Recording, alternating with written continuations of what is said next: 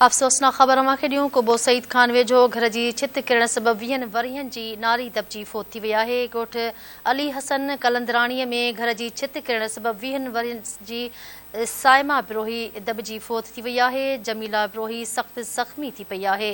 ख़बर मांखे ॾेई रहिया आहियूं कुबो सईद खान वेझो घर जी छित किरण जे नतीजे में 20 वरियनि जी नारी दबजी फ़ौत थी वई आहे। ॻोठ अली हसन कलंदराणी में घर जी छित किरी पई आहे, जंहिंमें 20 साला साइमा बिरोही दबजी फ़ौत थी वई आहे। जमीला बिरोही सख़्त ज़ख़्मी थी आहे।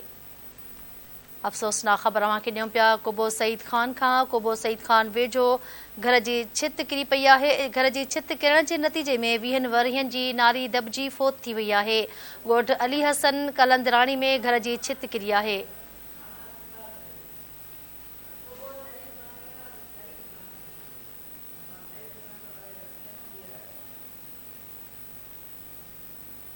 जी नाज़रीन, ख़बर मांखे ॾियूं पिया छित किरण जे नतीजे में 20 साला साइमा बिरोही दबजी फ़ौत थी वई आहे। जमीला बिरोही सख़्त ज़ख़्मी थी पई आहे।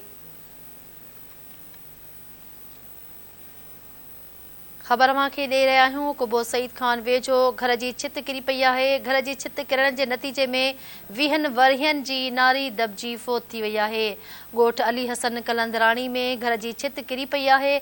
घर जी छित किरण जे नतीजे में 20 साला साइमा बिरोही दबजी फ़ौत थी वई आहे।